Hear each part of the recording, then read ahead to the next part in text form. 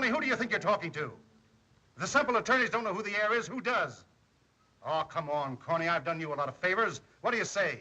Who's getting the simple dough? You're asking the wrong guy, Mac. I'm only a press agent. Newspaper man? Wants to know who the heir is. Hang up.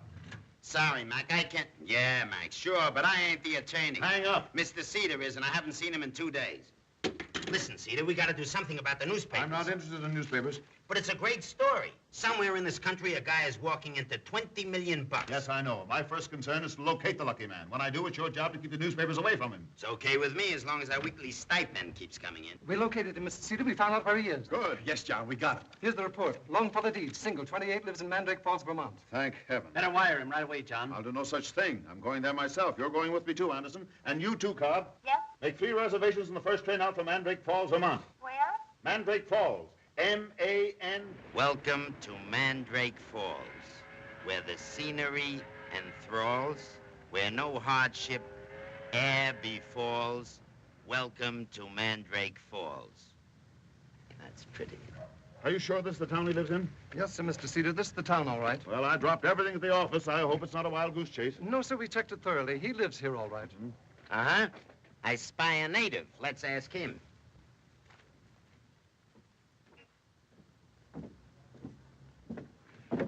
Good morning.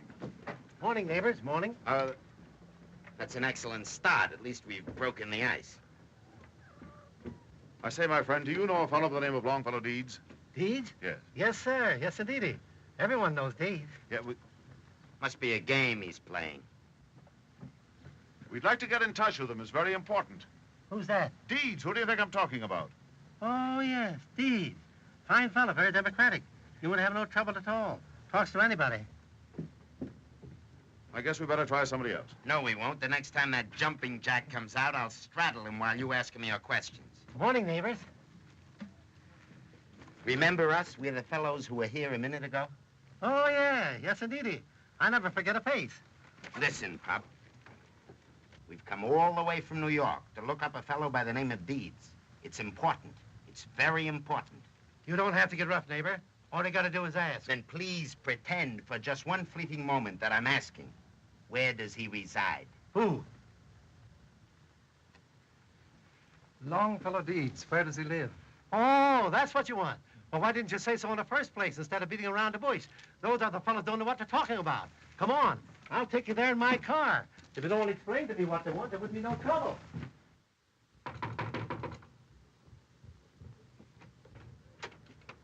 Oh.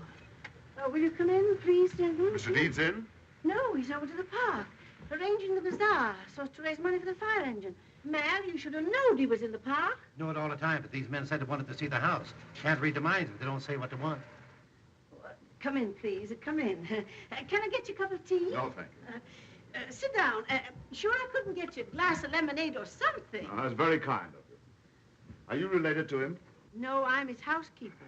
Well, we'd like to find out something about him. What does he do for a living? He and Jim Mason own the Tallow Works. But that's not where he makes his money. He makes most of it from his poetry. He writes poetry? Oh, my goodness, yes. Longfellow's famous. He writes all those things on postcards. You know, for Christmas and Easter and birthdays. Sit down, please. Here's one. He got $25 for this one. When you've nowhere to turn and you're filled with doubt, don't stand in midstream hesitating, for you know that your mother's heart cries out, I'm waiting, my boy, I'm waiting. Isn't that beautiful? Isn't it a lovely sentiment? Yeah. Here he is now.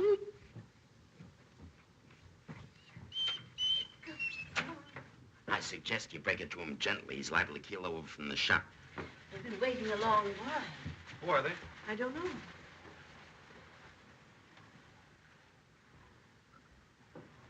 Mr. Longfellow Deeds? Yes? How do you do? How do you do?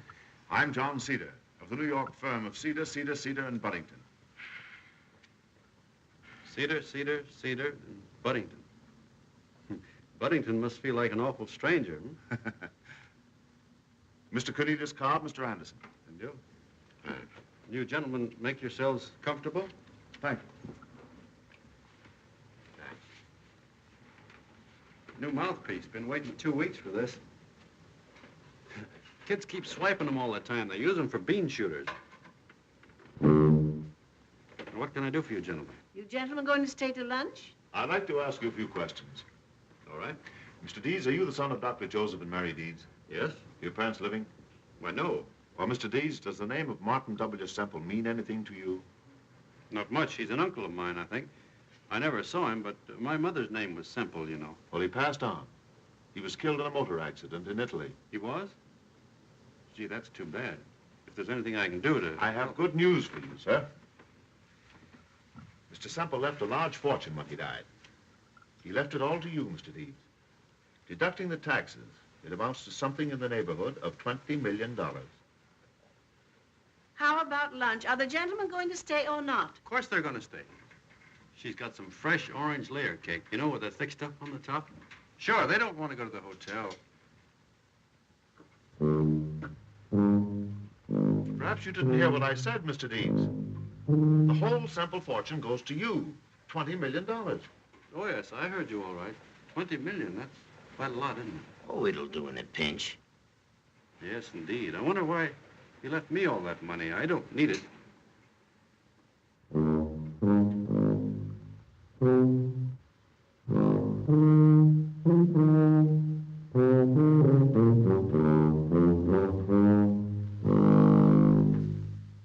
Mr. Cobb here's an ex-newspaper man, associated with your uncle for many years, a sort of buffer.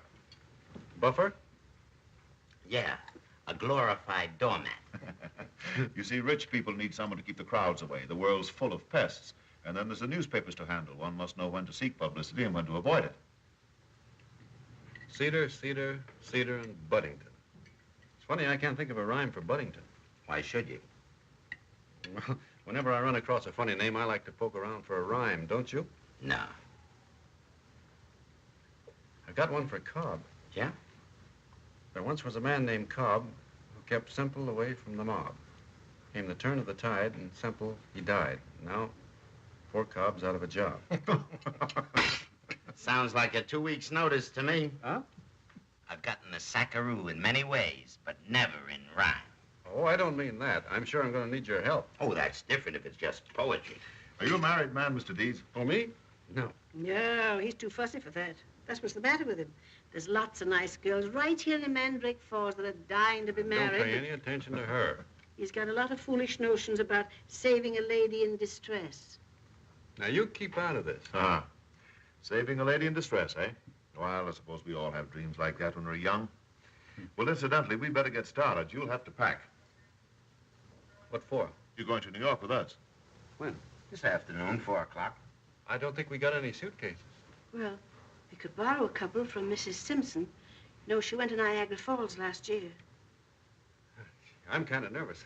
I've never been away from Mandrake Falls in my life. Kind of like to see Grant's tomb, though. Well, I can understand that. We'll take a walk around town, meet you at the train at 4 o'clock. Congratulations, Mr. Deeds. You're one of the richest men in the country. I'll see you later. Goodbye, thank you. See you later, kid. Good day, sir.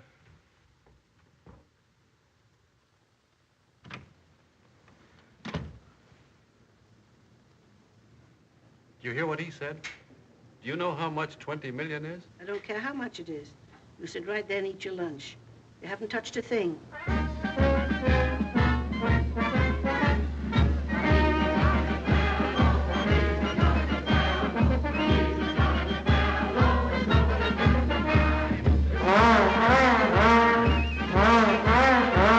I can't find it. You can't? I've looked everywhere, even went to his house. It's locked up. Probably had a change of heart. He wasn't very anxious to come in the first place. Here comes the train.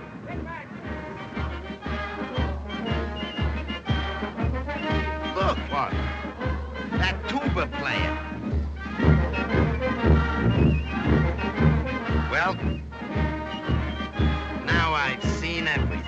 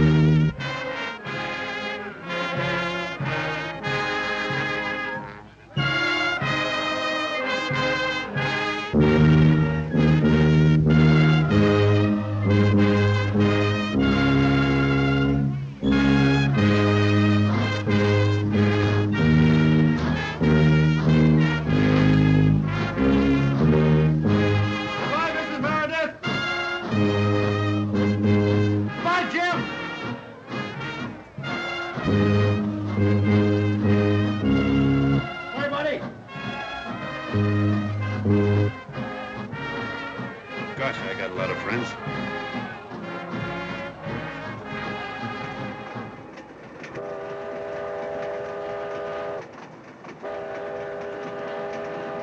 Have a drink?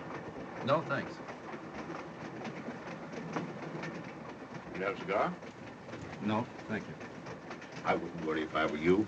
Of course, a large fortune like this entails a great responsibility, but you'll have a good deal of help. So don't worry. Leave everything to me. No, I wasn't worried about that. No? I was wondering where they're going to get another tuba player for the band.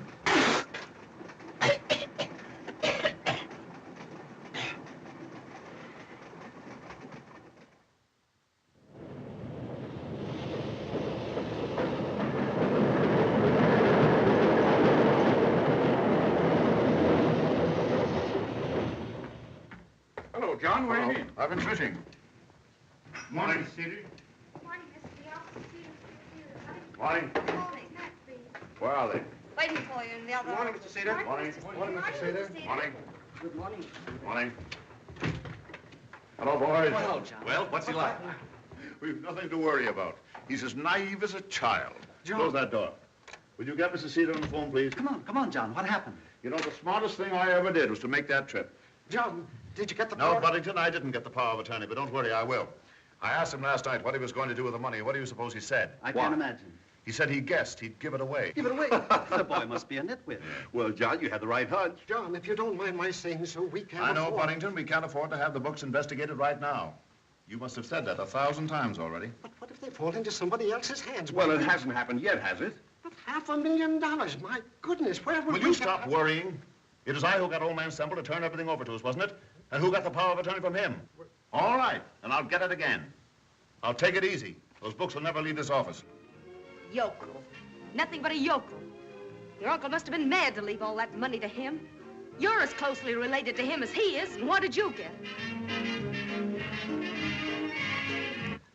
I say, what did you get? Stop yelling. Can I help it if my uncle didn't like me? I told you to be nice to him. 10 years we've been waiting for that old man to kick off. And then we were going to be on Easy Street. Yeah, on Easy Street. Shut up. It's too late now, and you're a nuisance. That's just what I'm going to be, a nuisance. I'm going to be a nuisance until I get a hold of some of that money. He's news. Every time he blows his nose, it's news. A corn-fed bohunk like that falling into the Central Fortune is hot copy. But it's got to be personal. It's got to happen in an angle. What does he think about? How does it feel to be a millionaire? Is he going to get married? What does he think of New York? Is he smart? Is he dumb? A million angles. He's been here 3 days, and what have you numbskulls brought in? Any half-wit novice could have done better. Yeah, but we tried to find Am out. I talking too loud or annoying anybody? You know Corny Cobb. He's keeping them under lock and key. Cobb. Never mind about Cobb. Use what little brains you've got. Find out something for yourselves, you imbecilic stoops. Now get out of here before I really tell you what I think of you. Come on, get out.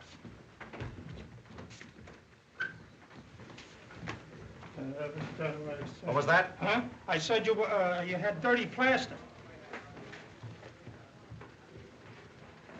You too.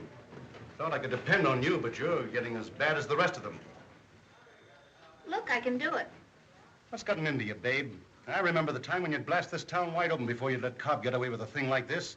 Oh, he's not getting away with anything. Listen, babe, get me some stuff on this guy and you can have... Can I have a month's vacation? with pay. With pay. Uh-huh.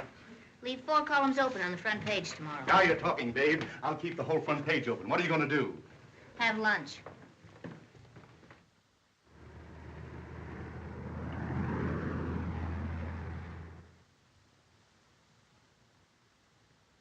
First time I ever had a suit made on purpose.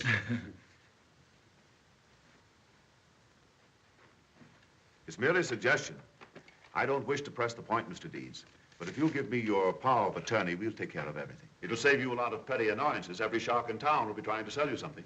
Oh, yes, there've been a lot of them around here already. Strangest kind of people. Salesmen, politicians, moochers, all want something. Haven't had a minute to myself. Haven't seen Grant's tomb yet. Well, you see, your uncle didn't bother with that sort of thing. He left everything to us. He traveled most of the time and enjoyed himself. You should do the same thing, Mr. Deeds. Besides wanting to be my lawyer, you want to handle my investments, too. Yes, that is to say... Well, outside of your regular fee, how much extra would it cost? Oh, nothing. No extra charge. Well, that involves a lot of extra work for you. Yes, but that's an added service. A firm like Cedar and Buddington usually donates. Buddington. Funny, I can't think of a rhyme for Buddington yet. The gentlemen from the opera still waiting in the boardroom, sir. They're getting a trifle impatient, sir. They are. I forgot all about them. What do you think they want? Well, your uncle was chairman of the board of directors. They probably expect you to carry on. I'll tell those mugs to keep their shirts on, that you'll be right down. Thanks. Oh, did you send that telegram to Jim Mason yet? Jim Mason? Oh, yeah. No, I didn't send it. I've got it written out, though. Here it is. Arthur's been with the Tallow Works too long. Stop. Don't think we should fire him. Longfellow. That's fine. Send it right away. I don't want him to fire Arthur. Oh, sure. We don't want to fire Arthur. He was the last baby my father delivered, Arthur was. I think you ought to give this matter some thought, Mr. Deeds. Huh? I mean about the power of attorney. Oh, yes, I will. I'll give it a lot of thought. There's a fellow named Winslow here a little while ago wanted to handle my business for nothing, too. Puzzles me why these people all want to work for nothing. It isn't natural. So I guess I better think about it some more. That's that. You go to an awful lot of work to keep a fellow warm, don't you? Yes, sir. Mr. Haller to see you, sir. You say Haller? Yes. Well, don't let him in. Why not? Who's he? Lawyer representing a woman, some claim against the estate. Tell him to see me at my office. Well, if he has a claim, we better see him. Send him in. Well, he's capable of causing you a lot of trouble, Mr. Deeds. How can he make any trouble for me? I haven't done anything. I thought I told you to take this matter up with me, Haller. I'm a little tired of being pushed around by you, Mr. Cedar. I don't care how important you are. Mr. Deeds, I represent Mrs. Semple. Mrs. Semple? Yes, your uncle's common-law wife. She has a legal claim on the estate. Oh, we let the courts decide what her legal... You wouldn't dare go into court with a case like this, and you know it. I leave it to you, Mr. Deeds. Can you conceive of any court not being in sympathy with a woman who gave up the best years of her life for an old man like your uncle? What kind of a wife did you say she was? Common-law wife. And on top of that, there's a child. Child? My uncle? Yes, sir. Well, that's awful. The poor woman should be taken care of immediately. Well, I'm glad to see you're willing to be reasonable, Mr. Deeds. Well, if she was his wife, she should have all the money. That's only fair. I don't want a penny. Don't make any Listen, rash you better get promises. right down there. That opera mob's about to break into the Mad Song from Lucia. Oh, I don't want to keep them waiting any longer. They're important people. Very good, sir. Right here, I sir. can't go down like this. Right here, sir. I wish you'd go along with me. Cobb, they're all strangers to me. Oh, what about it, Mr. Deeds? Huh? Oh, you'll excuse me, won't you? I'll be right back.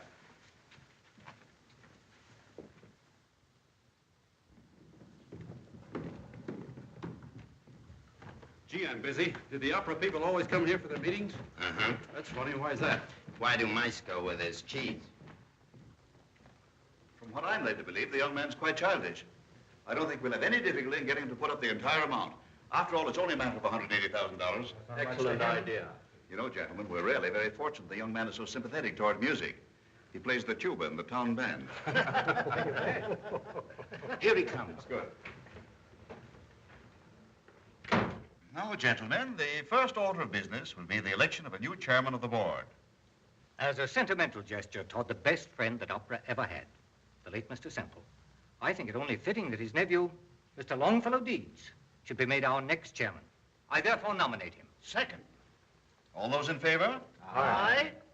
Carried. Congratulations, Mr. Deeds. I'm chairman? Why, yes, of course. You've just been elected. I'm chairman. Happy voyage. Right here, Mr. Deeds. Now, the next order of business is the reading of the secretary's minutes. Move we dispense with it. Second. All in favor? Aye. I think they can be dispensed with. We're ready now for the reading of the treasurer's report. Move we dispense with it. Second. All in favor? Aye. Quite right. Now, gentlemen, the next order of business will be Just a minute. What does the chairman do? Why, the chairman presides at the meeting. Well, that's what I thought. But if you don't mind, I'm rather interested in the treasurer's report. I'd like to hear it.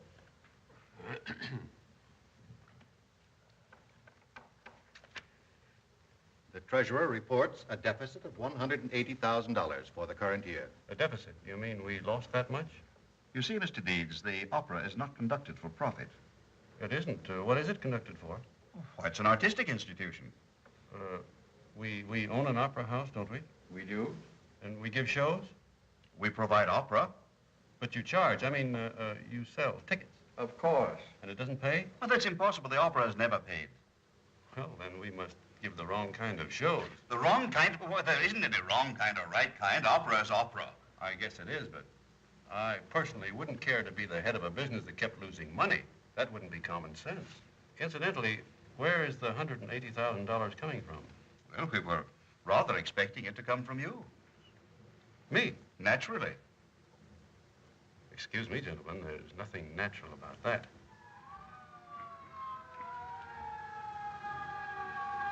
Hey, fire engine!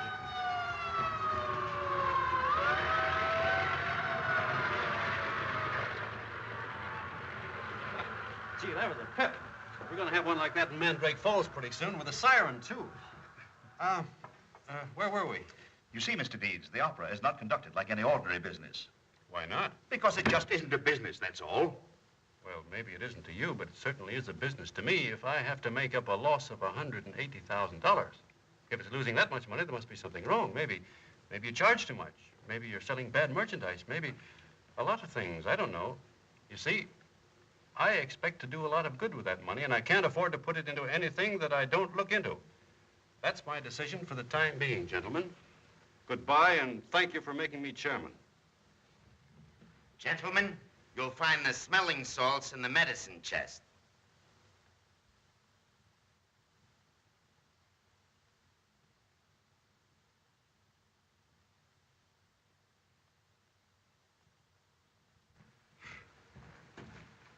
Sorry to keep you waiting so long. Those opera people are funny. They wanted me to put up $180,000. What about it, Mr. Deeds? Why, I turned them down, naturally. No, I mean about my client. Oh, well, we'll have to do something about the common wife. Tails tonight, sir? Tails? Why, that's a monkey suit. Do you want people to laugh at me? I've never worn one of those things in my life. Yes. Goodbye, and thank you, sir. Why? Wants me to wear a monkey suit. Of course, we don't want to appear greedy, Mr. Deeds. Huh?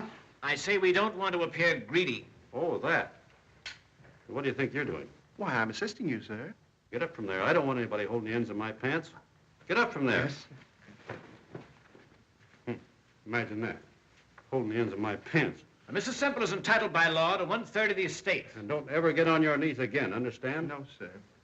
Excuse me, what'd you say? Mrs. Semple is entitled to 1/3 of the estate. 1/3, that's about $7 million, isn't it? Well, we didn't expect that much.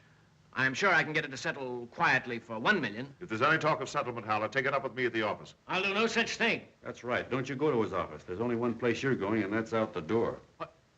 Are you making a mistake, Mr. Deeds? Oh, no, I'm not. I don't like your face. Besides, there's something fishy about a person who would settle for $1 million when they can get $7 million. I'm surprised that Mr. Cedar, who's supposed to be a smart man, couldn't see through that. Oh, wait a minute, buddy. One nice thing about being rich, you ring a bell and things happen. When the servant comes in, Mr. Haller, I'm going to ask him to show you to the door. Many people don't know where it is. No use in getting tough. That'll get you nowhere, Deeds. You know, we got letters. Will you show Mr. Haller to the front door? Yes, sir. And listen, there isn't any wife, there aren't any letters, and I think you're a crook, so you better watch your step.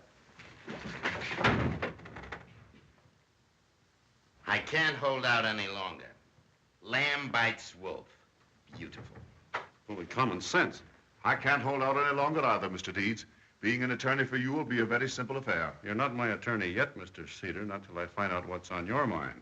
Suppose you get the book straightened out quick so I can have a look at it.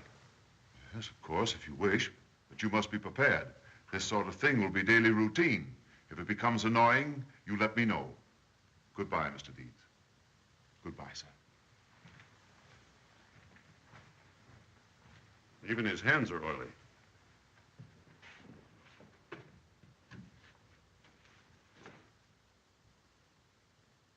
Well, how about tonight? What would you like in the way of entertainment? Entertainment? Your uncle had a weakness for dark ones, tall and stately. How would you like yours? Dark or fair, tall or short, fat or thin, tough or tender? What are you talking about? Women. Ever heard of them? Oh. Name your poison and I'll supply it. Well, some other time, Cobb. Some other time. Okay, you're the boss. When your blood begins to boil, yell out. I'll be seeing you. He talks about women as if they were cattle. Every man to his taste, sir. Tell me, Walter, are all these stories I hear about my uncle true? Well, sir, he sometimes had as many as 20 in the house at the same time, sir. 20? What'd they do with them? That is something I was never able to find out, sir.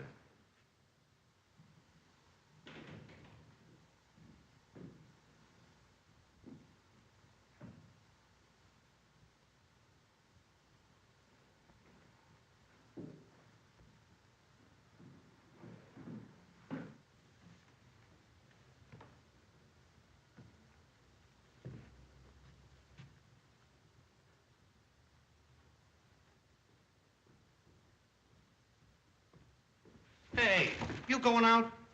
Well, yes. Isn't that all right? No. You'll never want to go out without telling us. Who are you? We're your bodyguards. Oh, yeah. Yeah.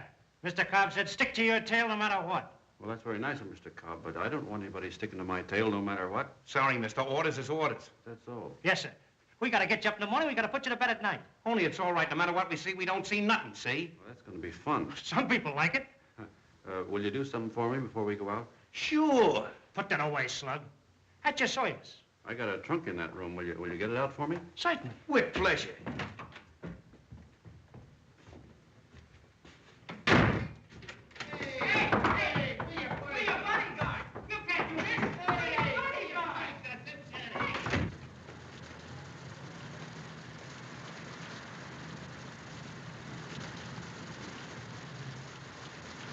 There he is. Yep, that's him. That's who? Get your cameras ready and follow me. What are you gonna do? Never mind. Follow me and grab whatever you can get. Yeah, I suppose it's gonna be the same old thing. Well, yeah, that dame's nuts. Right.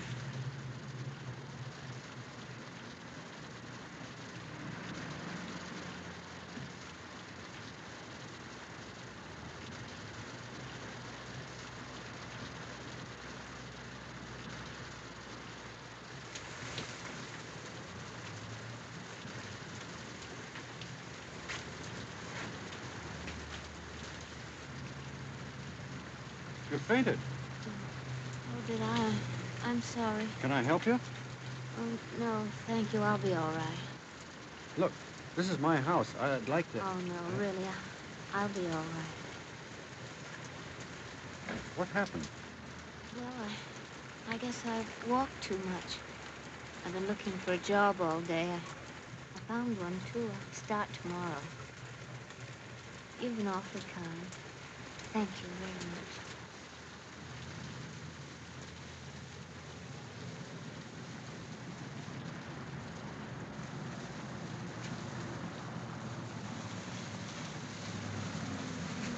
Hey, taxi! Hey, Stu, follow that cab they just got into, will you? Hurry up, step on it. Come on, Hurry up.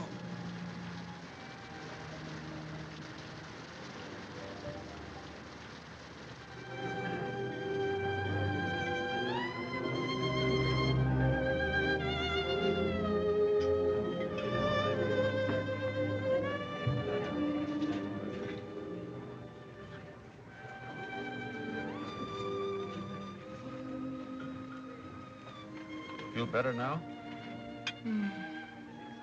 This tastes so good. Mr. Deeds, I don't know how I can ever thank you. Tell me more about yourself. Well, I guess I've told you almost everything there is to tell. My folks live in a small town near Hartford. I'm down here alone trying to make a living. Oh, I'm really just a nobody.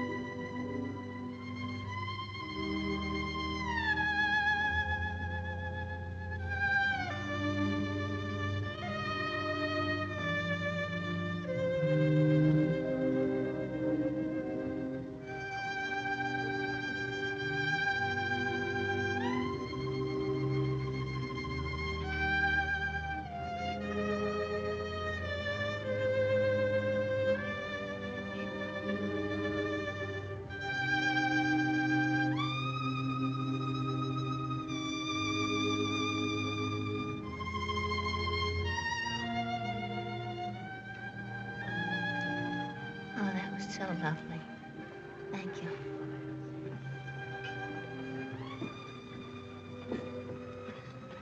You were a lady in distress, weren't you? What? Nothing. Waiter. Did anybody come in yet? Huh? Oh, no. Nobody important. You be sure and point them out to me, won't you? Mm-hmm. I'm a writer myself, you know. I write poetry. Mm-hmm. Well, you've been having quite an exciting time here, haven't you? With all these meetings and business deals and society people. Haven't you been having fun? No. That is, I didn't. Not till I met you. I like talking to you, though. Imagine my finding you right on my doorstep. Brookfield just come in. Who? The poet? Where? Over at that big round table, the one that looks like a poodle. Look, there's Brookfield, the poet. Oh, really? Pardon. Longfellow Deeds just inherited a simple fortune, wants to meet you. Oh, yes, I read about him. He writes poetry on postcards. Well, let's invite him over. Might get a couple of laughs. It's getting rather dull around here. It's always dull here. I'll get him. Good. Mr. Hannaberry, Mr. Morrow, Bill. This is Mr. Deeds and his fiancée from Mandrake Falls. How do you do, Mr. Deeds? Nice of you to ask us to come and sit with you. Back home, we never get a chance to meet famous people. Wait, a little service here. Yes, a little drink for Mr. Deeds. Poet, have a drink. No, I don't want to thank Oh, you must drink. All poets drink. Tell him, Mr. Deeds, how do you go about writing your poems? We craftsmen are very interested in one another's methods. Yes, do you have to wait for an inspiration, or do you just dash it off? Well, I don't Morrow over there, for instance, just dashes them off. Yeah. That's what my publishers have been complaining about. Well, your readers don't complain, Mr. Morrow. Oh, thanks. How about you, Mr. Deeds? Well, I write mine on order. The people I work for just tell me what they want, and then I go to work and write it. Well, amazing. As usual. Why, that's true genius. Yes, have you any peculiar characteristics when you're creating? Well, I play the tuba. Well, I've been playing the harmonica for 40 years. Didn't do me a bit of good. You wouldn't have one in your pocket, would you, Mr. Deeds? What, a tuba? No, a postcard with one of your poems on it. Oh, no. You mean to tell me you don't carry a pocket full around with you? Oh, too bad. I was hoping you'd autograph one for me. I was, too. Yes, I'd like. Now, wait a minute, boys. Perhaps Mr. Deeds would recite one for us. Yeah. That's a very good idea. Nothing like a poet reciting his own stuff. How about a Mother's Day poem, Mr. Deeds? Exactly. Give us one that rings the great American heart. Yes, that's what we want. I guess I get the idea. I guess I know why I was invited here, just to make fun of him. Don't be ridiculous. Look, he's temperamental. Yeah? What if I am? What about it? It's easy to make fun of somebody if you don't care how much you hurt them. I think your poems are swell, Mr. Brookfield, but I'm disappointed in you. I know I must look funny to you, but maybe if you went to Mandrake Falls, you'd look just as funny to us, only nobody'd laugh at you and make you feel ridiculous, because that wouldn't be good manners. I guess maybe it is comical to write poems for postcards, but a lot of people think they're good. Anyway, it's the best I can do. So if you excuse me, we'll be leaving. I guess I found out that all famous people aren't big people. It's burning up. There's just one thing more. If it weren't for Miss Dawson being here with me, I'd probably bump your heads together. Oh, I don't mind. Well, then I guess maybe I will.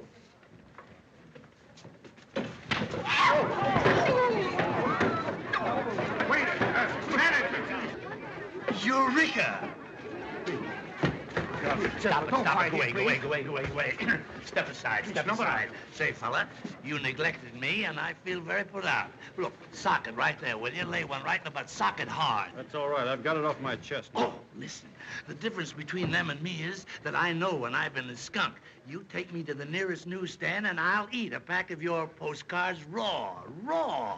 Yeah, oh, what a magnificent deflation of smugness. Pal, you've added 10 years to my life. A poet with a straight left and a right hook. Delicious, delicious. You're my guest from now on, forever and a day, even unto eternity. Thanks, but Miss Dawson and I are going out to see the sights. Fine, swell. You've just shown me a sight lovely to behold, and I'd like to reciprocate. Listen, you hop aboard my magic carpet, thanks, and I'll show you sights that you've never seen before. Well, I'd kind of like to see Grant's tomb and the Statue of Liberty. Well, you'll not only see those, but before the evening's half through, you'll be leaning against the Leaning Tower of Pisa. You'll mount Mount Everest. I'll show you the pyramids and all the little pyramides leaping from sphinx to sphinx. Pal, look, how would you like to go on a real old-fashioned binge? Binge? Yeah, I mean the real McCoy. Listen, you play saloon with me, and I'll introduce you to every wit, every nitwit, and every half-wit in New York. We'll go on a twister that'll make Omar, the South philosopher of Persia, look like an anemic on a goat's milk diet. Well, I guess that ought to be fun, huh? Fun? Say, listen, I'll take you on a bender that will live in your memory as a thing of beauty and a joy forever. Boy, my headpiece. Oh, tempera. Oh, mores. Oh, Bacchus. Oh, you're drunk. Oh, you're right. I guess if we go with him, we'll see things, huh? Yeah, I guess we will.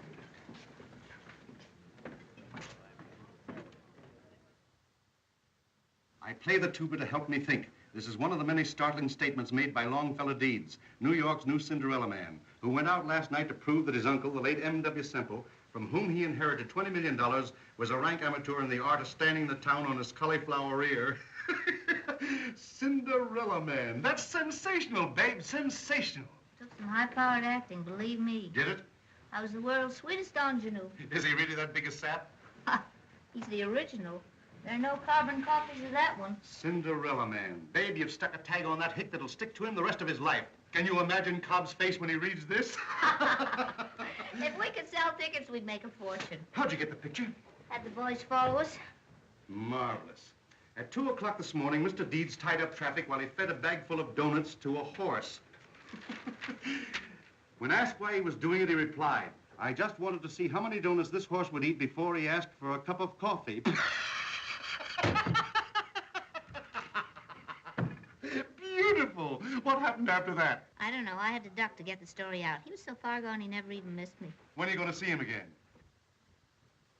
Tonight, maybe. I'll phone him at noon. Oh, my lunch hour.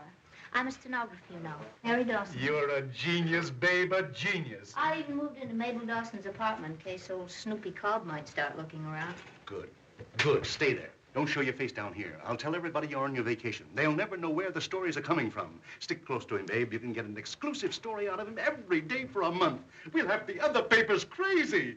Babe, I could kiss you. Oh, no. Our deal was for a month's vacation. Sure. With pay. You'll get it, babe. You'll get it. Mr. Deeds? Mr. Deeds, sir. You really must get up. It's late. You're Walter, aren't you? Yes, sir. Just wanted to make sure. If you permit me to say so, sir, you were out on quite a bender last night, sir. Bender? You're wrong, Walter. We started out to a binge, but we never got to it. Yes, sir. Oh, what's that? A prairie oyster, sir. Prairie oyster? Yes, sir. It makes the head feel smaller.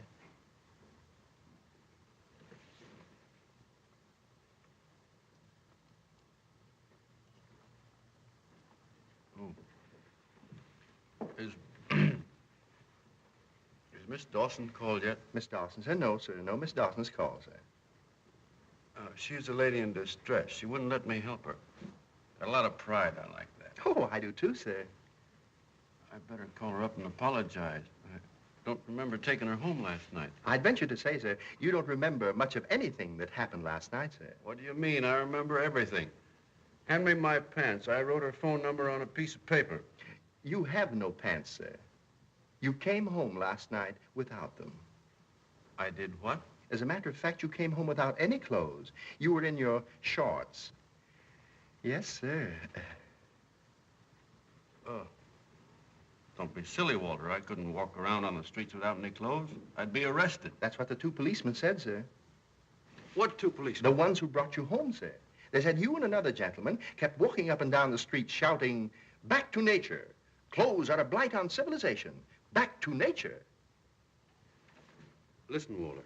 If a man named Morrow calls up, tell him I'm not in. He may be a great author, but I think he's crazy. The man's crazy, Walter. Yes, sir. Oh, by the way, did you... The knee. But how will I put on the slipper, sir? Yes.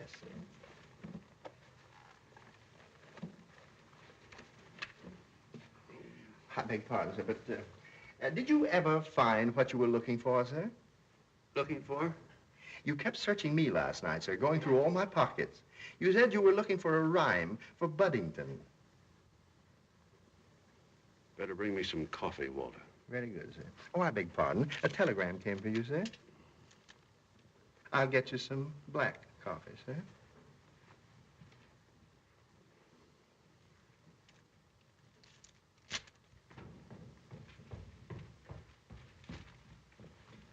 Did you see all this stuff in the paper?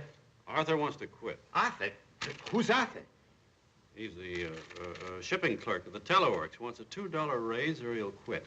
What do I care about Arthur? Did you see this stuff in the paper? How did it get in there? What did you do last night? Who are you talking to? And what did you do to those bodyguards? They quit this morning, said you locked them up. Oh, they insisted on following me. What do you think bodyguards are for? What do they mean by this, Cinderella Man? Are those stories true? Cinderella Man, what do they mean by that? They'd call you anything if you gave them half a chance. They got you down as a sap.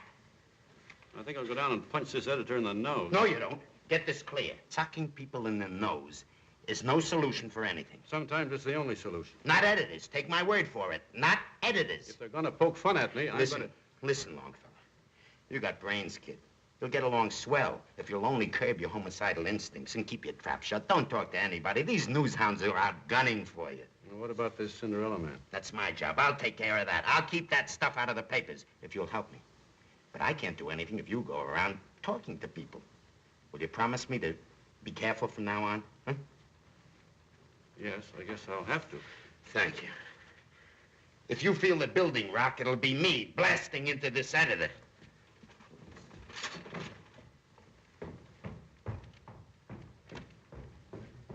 Cobb's right. I mustn't talk to anybody. Miss Dawson on the phone, sir. Who, Miss Dawson? Yes, sir. Fine, I'll talk to her. Give me the phone quick. She's the only one I'm going to talk to from now on.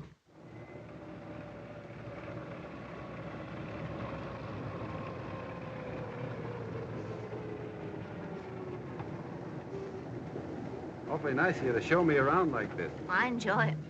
The aquarium was swell. If I lived in New York, I'd go there every day. I bet you do. Well, I'd like to, but I have a job to think of. Hey, flappers, you better keep following that bus. Keep your shirt on. Well, it looks as though we're going to get no pictures tonight. They've already got him drunk again. Got any news? I mean, has anything exciting been happening lately? Sure. I met you. What's happening about the opera? Oh, that. Well, we had another meeting. I told him I'd go on being chairman if... I'm chairman, you know. Yeah, I know. Well, I told him I'd play along with them if they lowered prices and cut down expenses and broadcast. Oh. What'd they say? Gee, you look pretty tonight. What'd they say? Huh? Oh, well, they said I was crazy. Said I wanted to run it like a grocery store. What are they going to do? You always wear your hair like that? Isn't it a scream? Cinderella Man, the dope. I'd like to get my hooks into that guy. Don't worry, someone's probably taking him for plenty. If they were men, I'd knock their heads together. Have you seen the papers? Uh-huh. That's what I like about you. You think about a man's feelings. I'd like to go down to that newspaper and punch the fellow in the nose that's writing that stuff. Cinderella Man. I guess pretty soon everybody will be calling me Cinderella Man.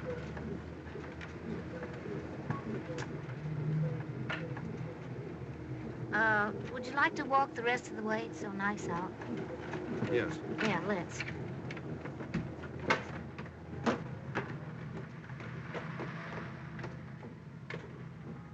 Hey, wise guys. He's getting off.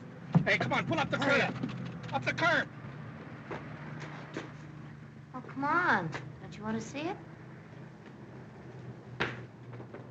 Well, feast your eyes, glance too. Is that it? Hey, Beetlepuss. The tune. Well, there you are, Grant's tomb. Hope you're not disappointed. It's wonderful. To most people, it's an awful letdown. Huh? I say to most people, it's a washout. Well, that depends on what they see. Now, what do you see? Me? Oh, I see a small Ohio farm boy becoming a great soldier. I see thousands of marching men. I see General Lee with a broken heart surrendering. And I can see the beginning of a new nation, like Abraham Lincoln said. And I can see that Ohio boy being inaugurated as president.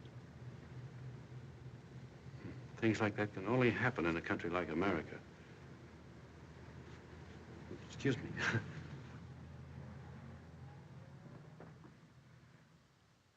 Sorry, Mr. Hopper. Mr. Cedar won't answer his phone. Sorry. Say, what's going on in the boss's office?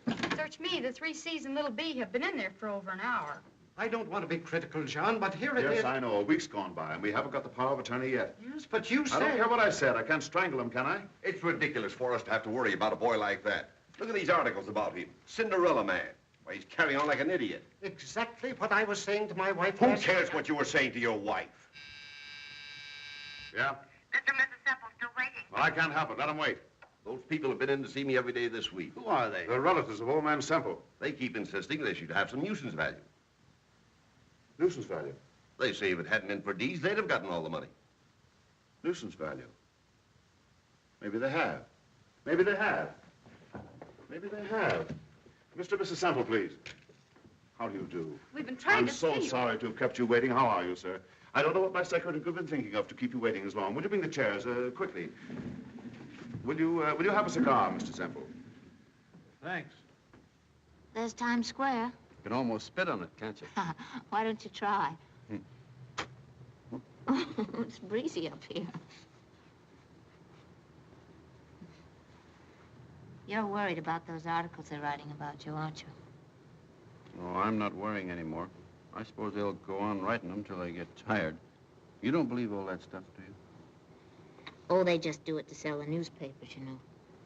Yeah, I guess so. What puzzles me is why people seem to get so much pleasure out of hurting each other. Why don't they try liking each other once in a while?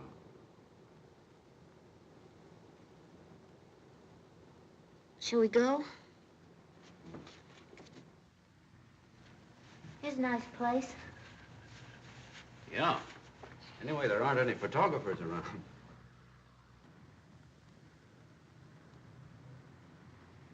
You know, you said something to me when you first met me I've thought about a great deal. What's that? You said I was a lady in distress. Oh, that. What did you mean by that? Nothing. Have you got a... are you engaged or anything? No. Are you? No. You don't go out with girls very much, do you? I haven't. Why not? Oh, I don't know. You must have met a lot of swell society girls since you've been here. Don't you like them? I haven't met anybody here that I like particularly. They all seem to have the St. Vitus dance, except you, of course. People here are funny. They work so hard at living, they forget how to live. Last night, after I left you, I was walking along and looking at the tall buildings. And I got to thinking about what Thoreau said. They created a lot of grand palaces here, but they forgot to create the noblemen to put in them. I'd rather have Mandrake Falls. I'm from a small town, too, you know. Really? Probably as small as Mandrake Falls. Gosh, what do you know about that? Oh, it's a beautiful little town, too. Row of poplar trees right along Main Street. Always smells as if it just had a bath. I've often thought about going back. You have? Oh, yes. I used to have a lot of fun there when I was a little girl. I used to love to go fishing with my father. You know, that's funny. He was a lot like you, my father was. He talked like you, too. Sometimes he let me hold the line while he smoked, and we'd just sit there for hours. And after a while, for no reason, I'd go over and kiss him and sit in his lap. He never said very much, but once I remember him saying, "No matter what happens, honey, don't complain."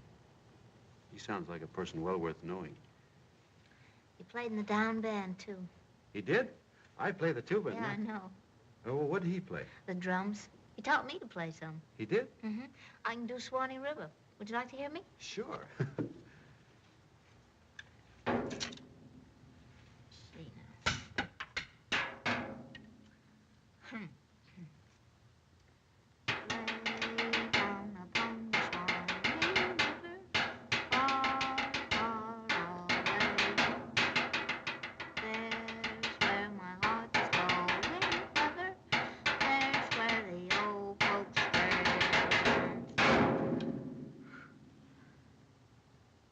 I suppose you could do better. Sure. I can sing humoresque. Humoresque. I bet you don't even know how it goes. Sure, look. You sing it over again, and I'll do humoresque with it. You better be good. I wonder if they want to make it a quartet. Ready? Yeah. Way down upon the Swanee River, far, far away. There's where my heart is going ever. There's where the old folks stay. Oh, the world is sad and dreary everywhere I roam. Fire engine. Fire engine. I want to see how they do it. Wait for me, will you? It looks like the evening is not going to be wasted.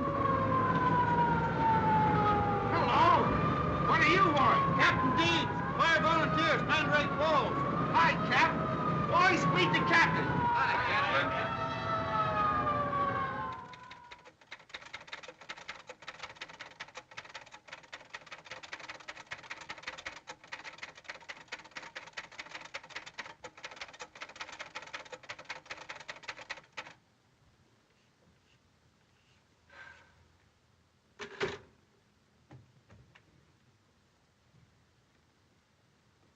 What's the matter, hon? Nothing. What's up, babe? Something's eating you. No, it's nothing. My unfailing instinct tells me something's gone wrong with the stew. Don't be ridiculous. You haven't gotten very far, have you? That's where you were an hour ago. Come on, let's knock off and go down to Joe's. The gang's waiting for us. I can't ride it, Mabel. I don't know what's the matter with me. Uh-uh.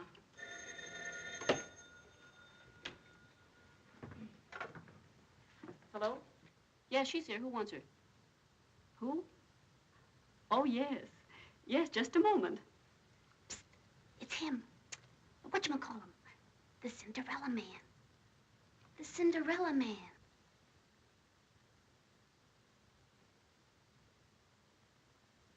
Hello. Couldn't sleep. Kind of wanted to talk to you. Do you mind? No, not at all. I couldn't sleep either.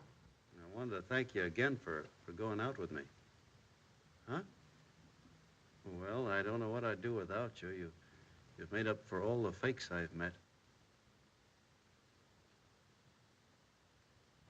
Well, that's very nice. Thank you. You know what I've been doing since I got home? Been working on a poem. It's about you. Sometimes it's kind of hard for me to say things, so I write them. I'd like to read it sometime. Maybe I'll have it finished next time I see you. Will I see you soon? Gosh, that's swell, Mary. Good night. Good night.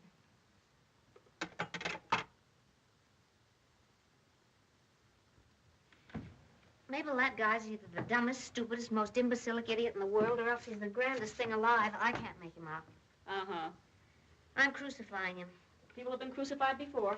Why? Why do we have to do it? You started out to be a successful newspaper woman, didn't you? Now, then what? Search me. Ask the gypsies. Here's a guy that's wholesome and fresh. To us, he looks like a freak. Do you know what he told me tonight? He said when he gets married, he wants to carry his bride over the threshold in his arms. The guy's balmy. Is he? Yeah, I thought so, too. I tried to laugh, but I couldn't. It stuck in my throat. Ah, cut it out, will you? You'll get me thinking about Charlie again. He's got goodness, Mabel. Do you know what that is? Huh? No, of course you don't. We've forgotten. We're too busy being smart, Alex. Too busy in a crazy competition for nothing.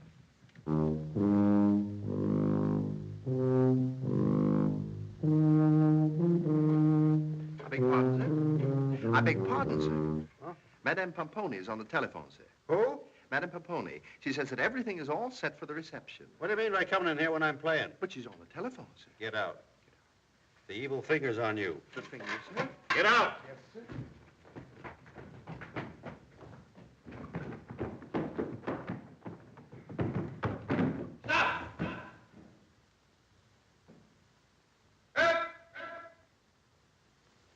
You hear that? What's that?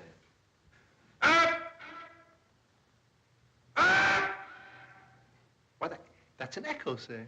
You try it. Me, sir? Yeah. Louder.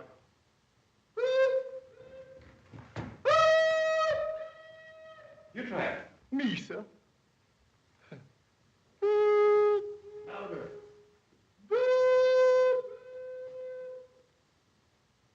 You try it. All together. Again.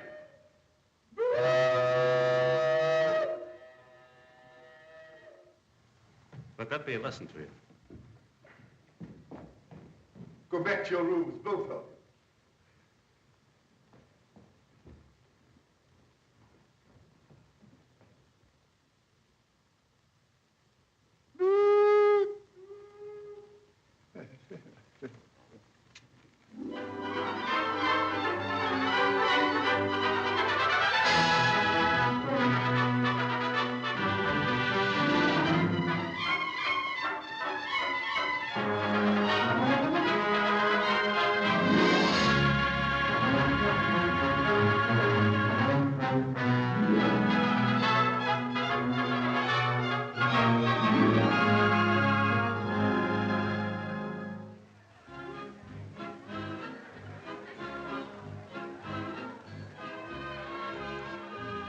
Hello, darling.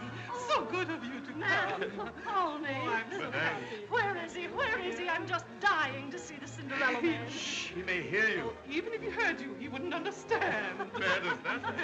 I hear he still believes in Santa Claus. Will he be Santa Claus? That's what I wonder. You all got your slippers ready for the Cinderella Man? He'll go for that. Don't be bashful. With $20 million, he doesn't have to have looks. He won't have it long with that pompony woman hanging around him. My dears, I hear that he can't think unless he plays his tuba. You're a fool, babe. I just couldn't stand seeing him again. Running away is no solution. What'll I tell him if he calls up? Tell him I had to leave suddenly. Got a job in China someplace. You're acting like a schoolgirl. What else can I do? Keeping this up's no good. He's bound to find out sometime. At least I can save him that. Hey, where is everybody? Come on, babe, the artillery's ready. It's those two sore spots again. Oh. Should have been down to the office today, babe. Yeah, Mac threw Cobb out again. Boy, was he burning. Just a minute. No, you don't. Oh, just one little drink, and then we're ready to shoot. We're not going out tonight. Thought you had a date with him. It's off. He's having a party at his house. Say, what's the matter with her now? You wouldn't know if I drew you a diagram. Now run along and peddle your little tintypes. Say, what is this? Throwing us out of here is getting to be a regular habit.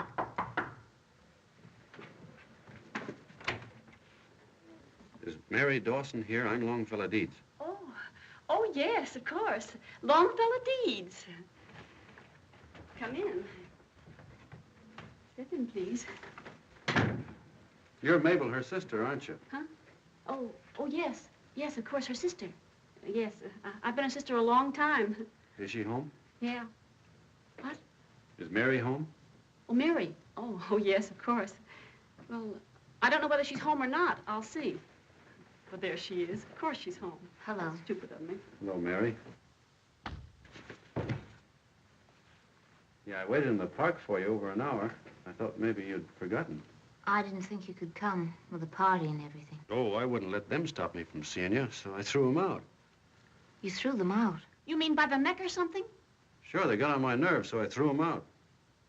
I guess that'll be in the papers tomorrow. It'll give them something else to laugh at. I don't mind, though. I had a lot of fun doing it. Would you like to go for a walk? Yeah, if it isn't too late. I'll get my hat.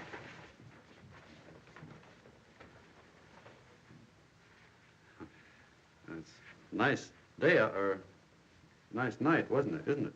Yes, lovely. We've had a lot of nice weather lately. Yeah, it'd be a nice night to go for a walk, don't you think? Oh, yeah, I think it'd be a swell night to go for a walk. A nice long one. Ready? Gosh. She looks better every time I see her. Thank you. Good night. Don't worry, I won't keep her out late. Thank you so much. Good night. Oh, my foot to sleep. No, you wait don't. a minute. No, you don't. Just a we come minute. up to make the Listen, picture. the party's No, listen, over. she took this. No more photographs.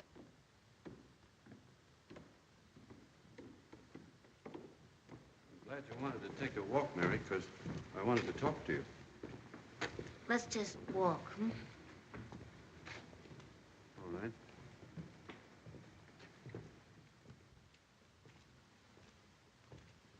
Mary, I'm going home. Are you? When? Oh, a day or so, I think. I don't blame you. Man ought to know where he fits in. I just don't fit in around here. I once had an idea I could do something with the money. They kept me so busy I haven't had time to figure it out. I guess I'll wait till I get back home.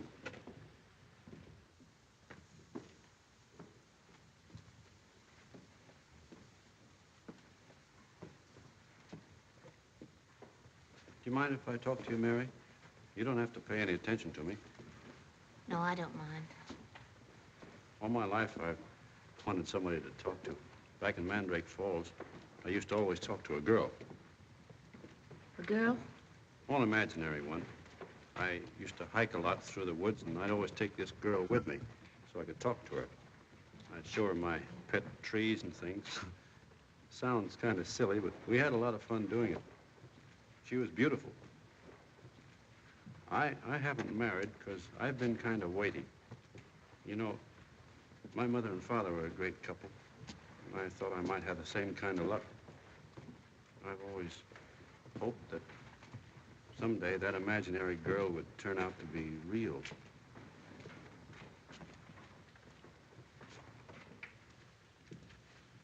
Well, here we are again. Yes, here we are again. Good night. Good night. Mary,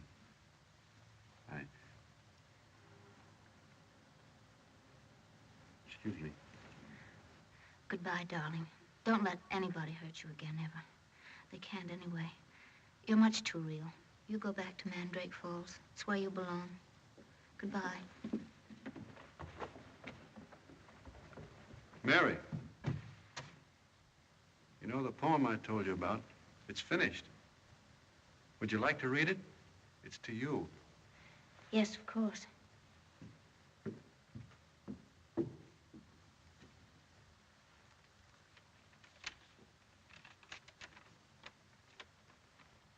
You don't have to say anything, Mary.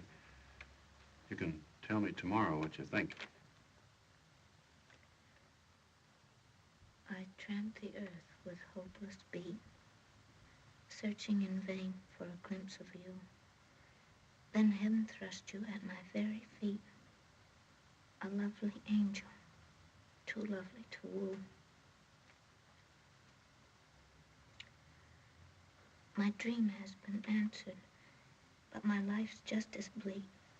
I'm handcuffed and speechless in your presence divine. For my heart longs to cry out, if it only could speak. I love you, my angel. Be mine. Be mine. Oh, darling.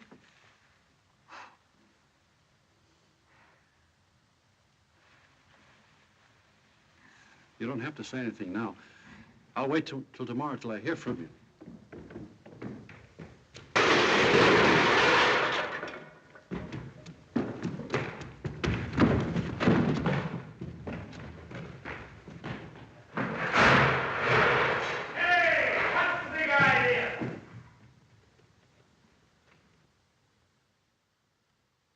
Stop it, babe, stop it. What do you mean you're quitting? You might as well tell me I'm quitting. It's bothering you. Hmm? Last night he proposed to me. Proposed to you? You mean he asked you to marry him? Yes. Why, babe, that's terrific. Cinderella man woos mystery girl. Who is the Print mysterious one line of that and I'll blow your place up. Sorry, babe, sorry. I just got carried away. That's too bad. That would have made a swell story. So he proposed to you, huh? What a twist. You set out to nail him and he... Yeah, funny twist, isn't it? Hey, you haven't gone and fallen for that mug, have you? Well, I'll be. Oh, that's tough, babe. What are you going to do? I'm going to tell him the truth. Tell him you babe Bennett? Tell him you've been making a stooge out of him? I'm having lunch with him today. He expects an answer. It's going to be pretty. You're crazy. You can't do that. He'll probably kick me right down the stairs. I only hope he does. I'll put you on another job. You need never see him again, huh? That's the rub. Oh, it's as bad as that, huh? Telling him's a long shot. I'm going to take it.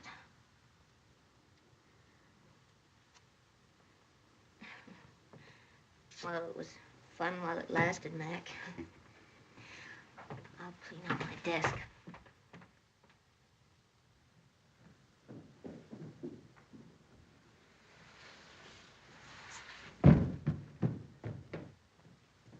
How's it going, okay? Yes, quite all right, thank you, sir. Gold, huh? Yes, sir. 14 carat. Yes, sir. Is that the best you got? Oh, yes, sir. Those flowers are too high. Yes, sir. Won't be able to see her. Get a smaller bowl, will you? Yeah, a smaller bowl of flowers, yes. Yes, sir. Smaller bowl of flowers.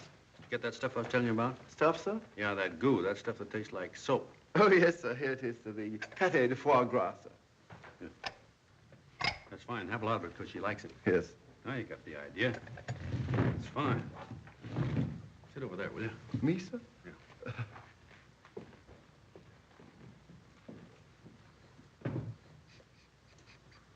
You're too tall. Slink lower, will you? Yes. More. Now forward. How is this, sir? Perfect. Perfect. I wish you luck, sir. Thank you. I don't touch a thing. Leave everything as it is. Oh, yes.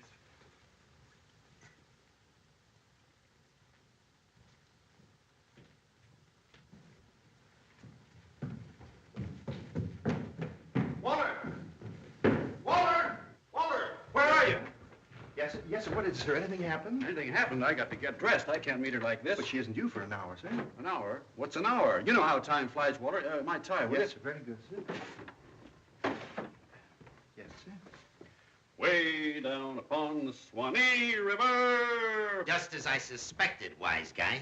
I don't mind you making a sap out of yourself, but you made one out of me, too. Will you tell the gentleman I'm not in? Mary Dawson. Mary Dawson, my eye. That dame took you for a sleigh ride that New York will laugh about for years. She's the slickest, two-timing, double-crossing... What are you talking about? All right, go ahead, sock away, and then try to laugh this off.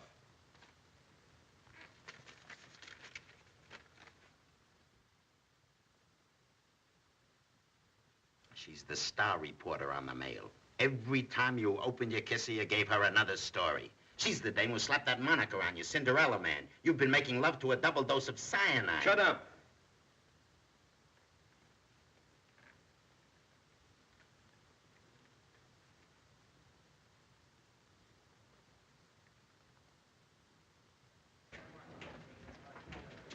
Oh, listen, babe, I can't let you quit now. You're not going through with this thing, are you? This is for you, Mac. Names of all the head waiters in town. You can always buy a bit of choice candy from them at reasonable prices. I've seen them get in a rut like you before, but they always come back.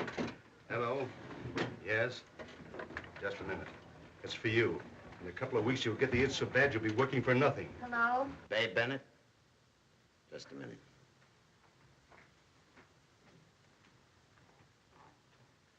Hello, Mary. Oh, hello, darling. Is it you who's been writing those articles about me? Why, I was just leaving. I'll be up there in a minute. Look, yes, I did, but I was just coming up to explain. Oh, listen, darling, wait a minute, please. Listen.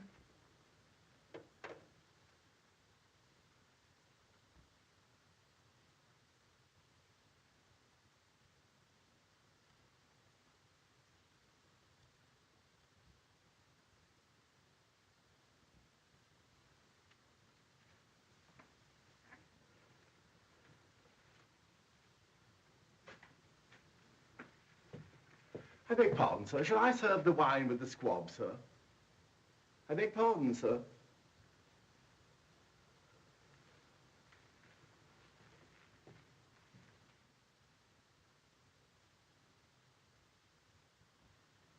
If I knew you were going to take it so hard, I would have kept my mouth shut. I'm sorry.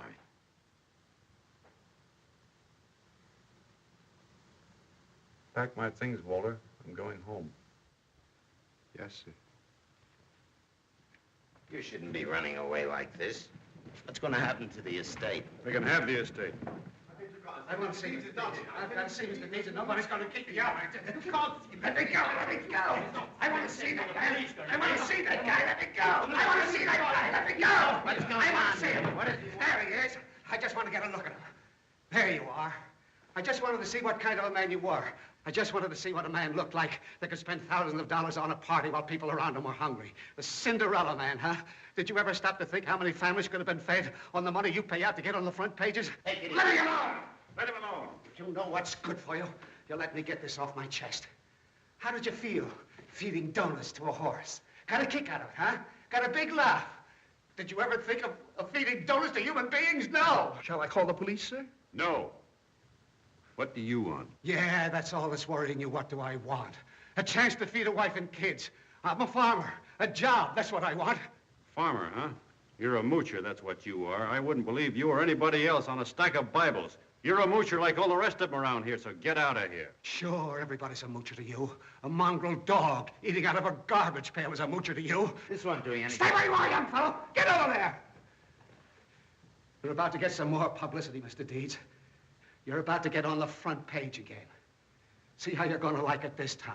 See what good your money's going to do when you're 6 feet underground. You never thought of that, did you? No, all you ever thought of was pinching pennies. You money-grabbing hick. You never gave a thought to all of those starving people standing in the bread lines, not knowing where their next meal was coming from, not able to feed their wife and kids, not able to...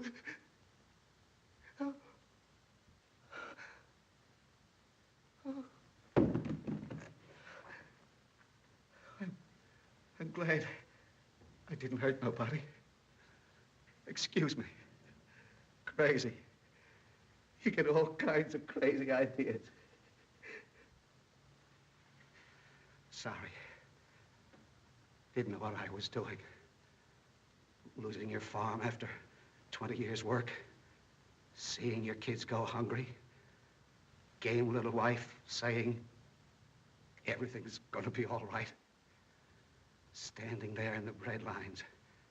It killed me to take a hand out. I ain't used to it. Go ahead and do what you want with me, mister. I guess I'm at the end of my rope.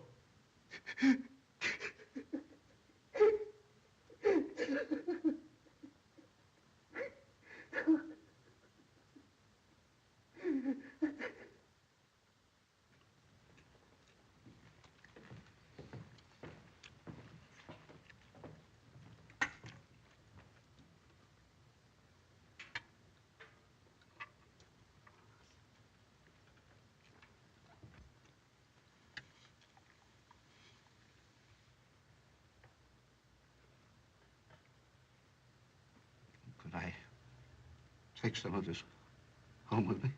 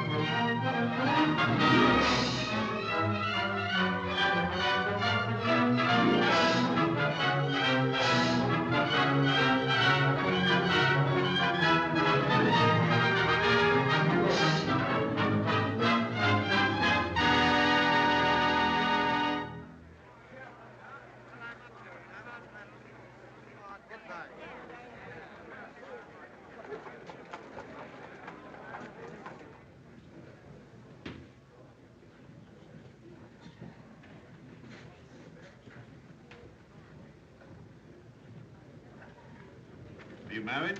Yes, sir. Any children? No, no children. All right, Mr. Dodsworth, I think you'll qualify. Take this to that desk over there for further instruction. Thank you very much. Next, please. How many does that make?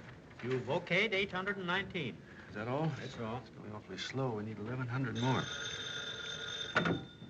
Hello? Yes. Yeah. The water development seems okay. I don't like the road layout yet.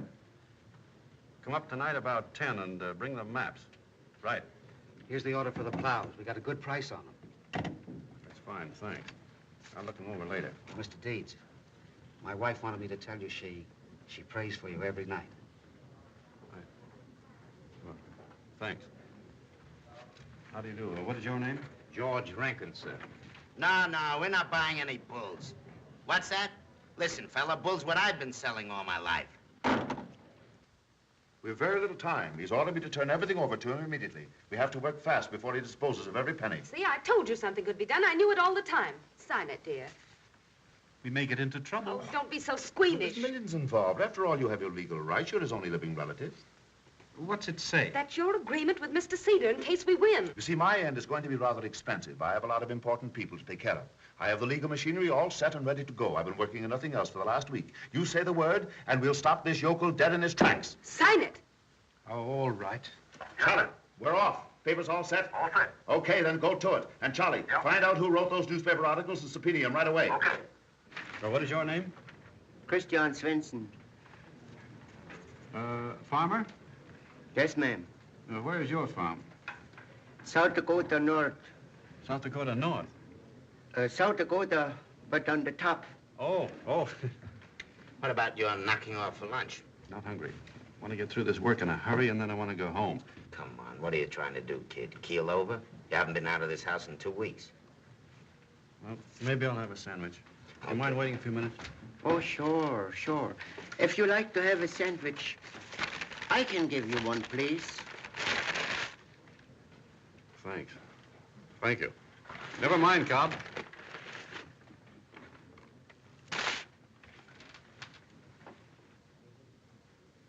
Good.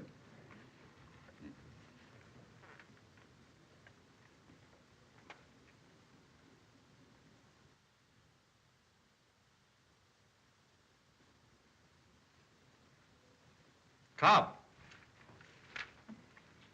Get lunches for the rest of them. What? There must be 2,000 of them out there. Well, that doesn't make them any less hungry. Okay, Santa Claus. 2,000 lunches.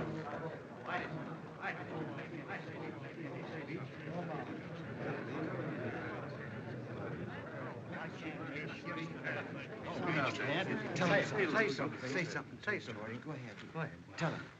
Mr. Deeds, the boys here wanted me to say a little something. They just want me to say that, well, they want me to say that we think you're swell, and that's no baloney. Say something more. Give me a chance, fellas. We're all down and out. And when a fella like you comes along, it kind of gives us a little hope. They just want me to say that I believe... That's him. Are you Longfellow Deeds? Yes.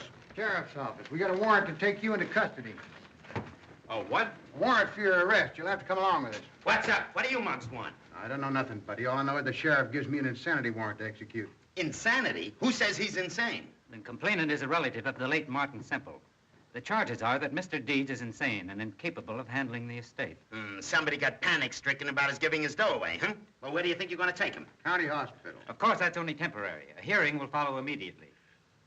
That's fine. Just because I want to give this money to people who need it, they think I'm crazy. That's marvelous. That makes everything complete.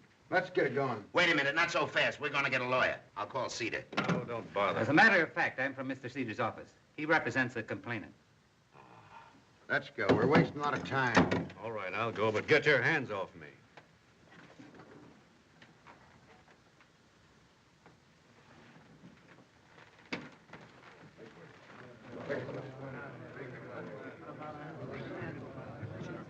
Come on, get back. Stand back here, will you? Come on, get back. Come on,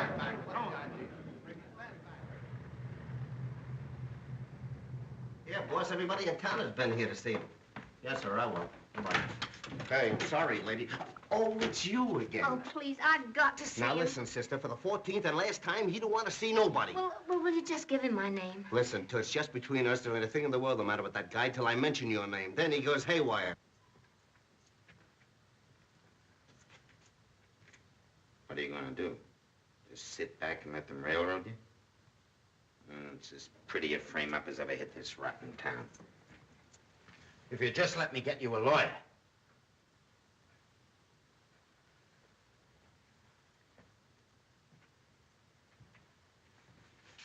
You can't walk into that courtroom without being ready to protect yourself in the clinches. Cedar's too smart. With the array of talent he's got lined up against you, you're cooked.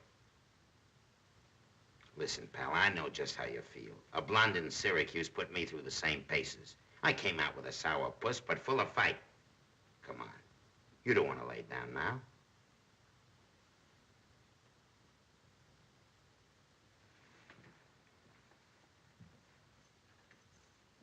Do you realize what's happening? They're trying to prove that you're nuts. If they win the case, they'll shove you in the bug house. The moment they accused you of it, they had you half licked. You've got to fight.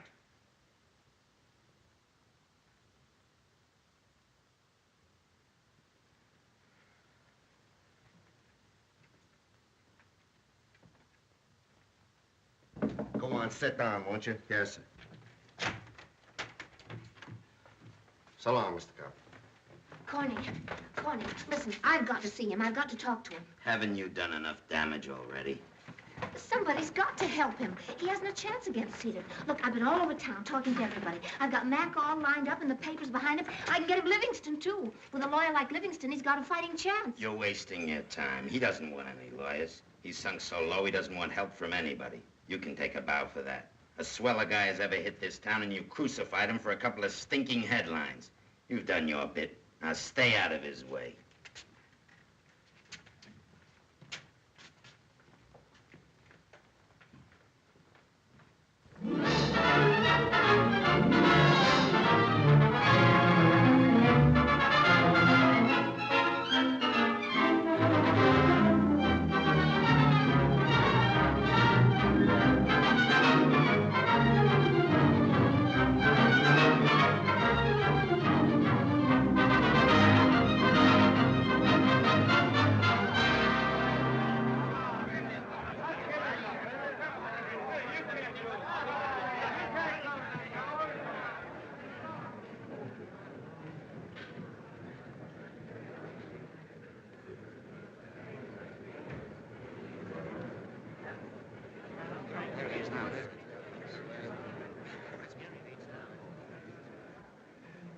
Here he is.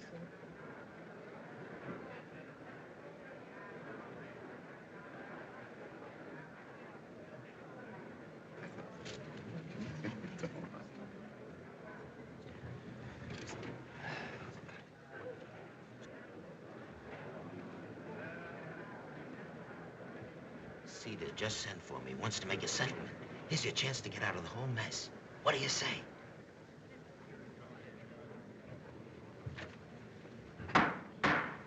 Rise, please. Supreme Court, State of New York, County of New York, Special Term, Part 9, now in session. The Honorable Judge Mills, Judge presiding. Be seated.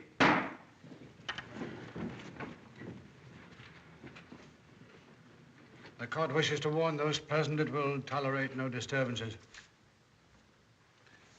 Regarding the Senate hearing of Longfellow Deeds. You represented by counsel, Mr. Deeds?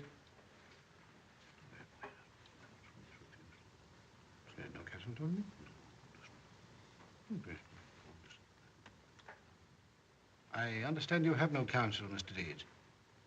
In fact, that you have no intention of defending any of these charges. Now, if you wish to change your mind, the hearing can be postponed.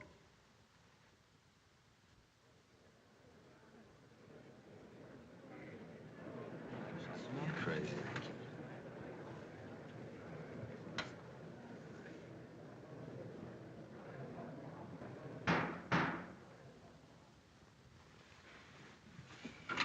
Proceed.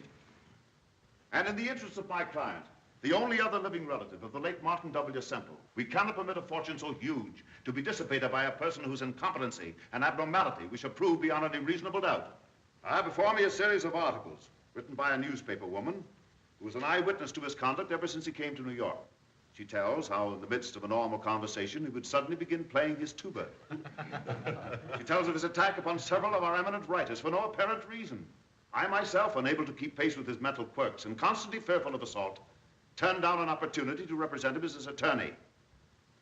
This newspaper woman, whom we have subpoenaed to testify, tells how we held up traffic for an hour feeding donuts to a poor horse. We have photographs to substantiate this little episode. Another photograph showing Mr. Deeds jumping aboard a fire engine. This scarcely sounds like the action of a man in whom the disposition of $20 million may safely be entrusted. The writer of these articles, a woman whose intelligence and integrity in the newspaper world is unquestioned, held him in such contempt that she quite aptly named him the Cinderella Man.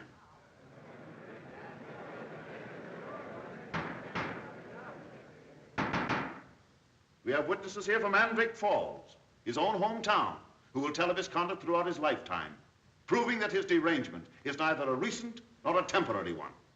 We have others who will tell of his unusual behavior when he invited the great leaders of the musical world to his home and then proceeded to forcibly eject them.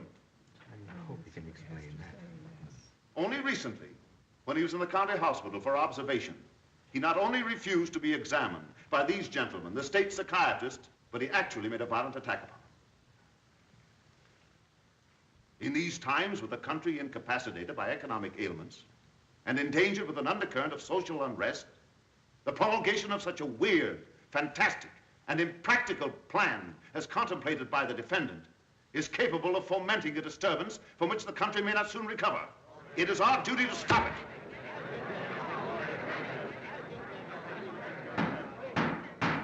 Our government is fully aware of its difficulties.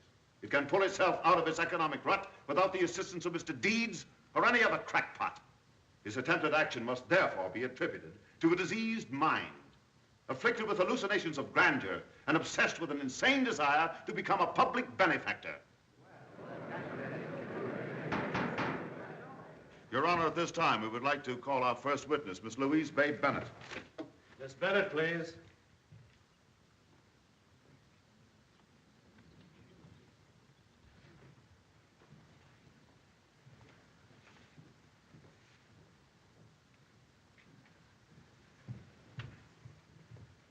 Raise your right hand, please. You solemnly swear the testimony you may give before this court to be the truth, the whole truth, and nothing but the truth, so help you God? I do. State your right name, please. Louise Bennett. Take the stand.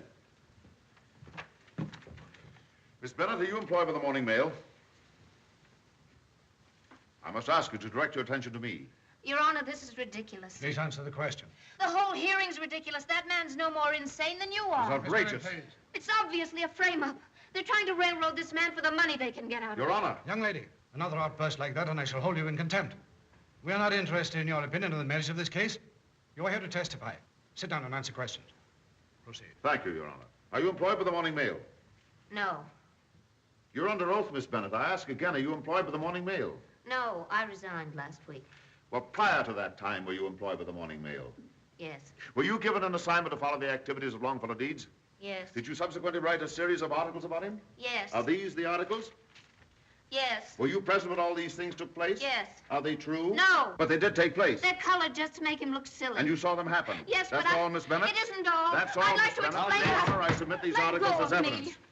What kind of a hearing is this? What are you trying to do? Persecute the man? He's not defending himself. Somebody's got to do it. Miss Bennett, please. I've got a right to be heard. I've attended dozens of cases like this. They're usually conducted without any formality at all. Anybody can be heard. My opinion's as good as these quack psychiatrists. I know him better than they do.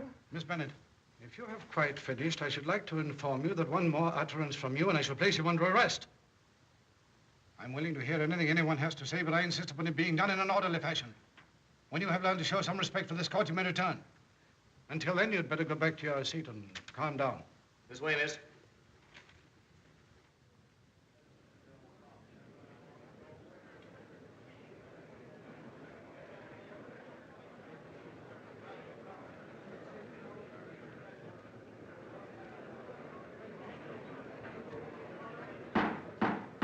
Order in the court. Mr. Deeds, have you anything to say in defense of these articles?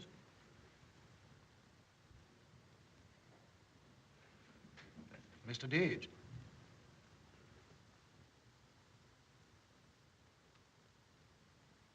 Mark these Exhibit A for the plaintiff. Yes, Your Honor. Proceed. They're rather timid, Your Honor, and wish to be together. If the court pleases, I'll only have one testifier. Yes, let's get on with it. What is your name, please?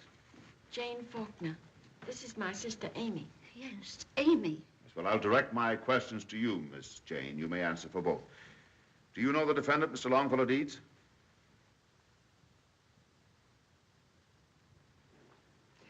Oh, yes. Yes, of course we know him. How long have you known him?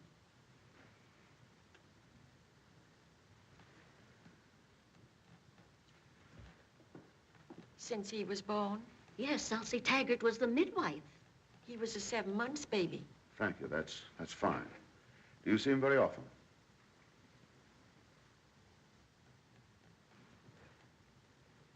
Most every day. Sometimes twice. Must we have the echo? Suppose you just answer, Miss Jane. Now, will you tell the court what everybody at home thinks of Longfellow Deeds?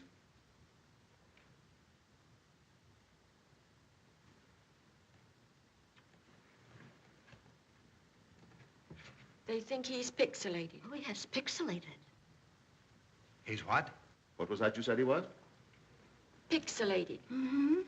Now, that's rather a strange word to us, Miss Jane. Can you tell the court exactly what it means? Perhaps I can explain, Your Honor. The word pixelated is an early American expression derived from the word pixies, meaning elves. They would say the pixies had got him, as we nowadays would say a man is balmy. Oh. Is that correct? Mm-hmm. Mm-hmm. Well, now tell me, why does everyone think he's pixelated? Does he do peculiar things? He walks in the rain without his hat and talks to himself. Sometimes he whistles. And sings. Anything else? Recently, he gave Chuck Dillon a thumping. Blacked his eye. And why? For no reason, I guess. He always does it. We always run into the house when we see him coming. Never can tell what he's going to do. He sure is pixelated. Oh, yes, he's pixelated all right. Thank you, ladies, that's all. They kept hollering, back to nature, back to nature. I thought they looked harmless enough, so I took them home. I never thought he was cracked. Well, I'm the waiter. He kept pressing me to point out the celebrities. And so help me, hell, I'm coming out of the kitchen a couple of minutes later, and there he is mopping up the floors with him. I never figured he was the guy that was looking for trouble. He threw us out bodily, but bodily. We was hired as his bodyguard, see? Well, the first crack out of the box, he throws us in a room and locks the door, see? Now, if a thing like that gets around our profession, why, we get devoid, see? So I says to my partner, let's quit this guy. He's nuts. I'm very fond of Clara, sir. She's a nice horse. And when this bloke here started feeding her donuts, I yelled down to him, mind what you're doing down there. Mind what you're doing. Of course, I wouldn't mind, sir. But Clara won't eat nothing but donuts now. And now, Your Honor, if the court pleases, I shall call upon Dr. Emil von Haller, if he will be good enough to give us his opinion. Dr. von Haller, as you know, is the eminent Austrian psychiatrist, probably the greatest authority in the subject in the world. At present, he's in this country on a lecture tour and has graciously volunteered his services. Dr. von Haller. Dr. Van Haller. You solemnly swear testimony you may give in the cause now pending before this court shall be the truth, the whole truth, and nothing but the truth, so help you God? State your right name, please. Emil von Haller. Take a stand. Now, Dr. von Haller, would you kindly tell the court what your opinion is of this case? This is purely a case of manic depressive. In cases of this kind, patients sometimes go on for years before being detected. You remember, Dr. Fosdick, in my last book, there were some very fine examples. Especially the one of the young nobleman, you remember? Oh, yes, of course, Dr. von Haller. Very interesting. Reminds me very much of this one, Mr. Marr. Yeah? It takes so long to detect them because their mood changes so often and so quickly. Now, Your Honor, may I show you? May I use the chart? By all means.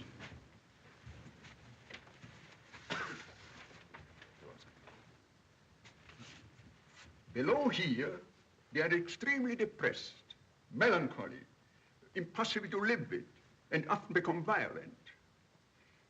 From this mood, the manic depressive might gradually change until they reach this state.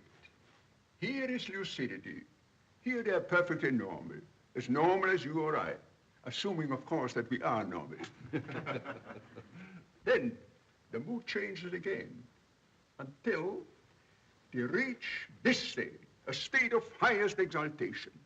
Here everything is fine. Here the world is beautiful.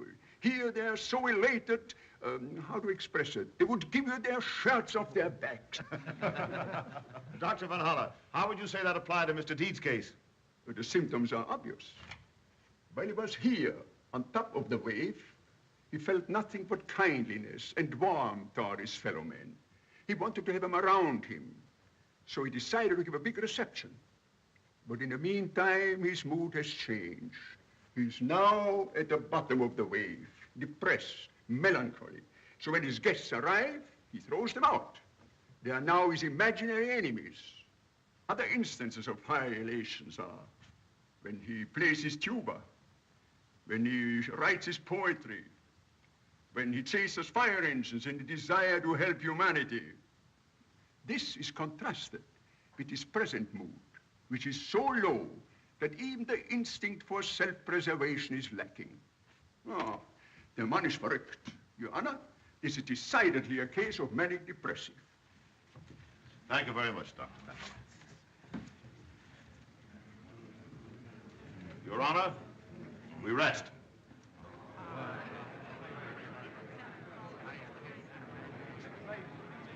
Come on, what are you going to do? Let him get away with it? They got you cooked.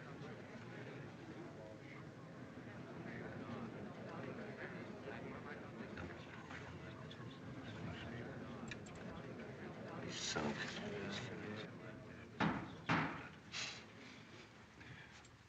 Mr. Deeds, before the court arrives at a decision, isn't there anything you wish to say?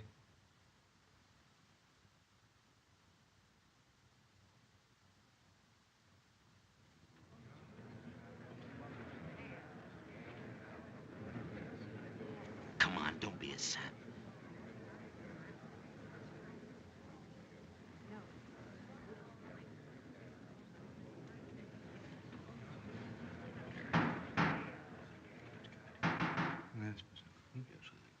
You both can come.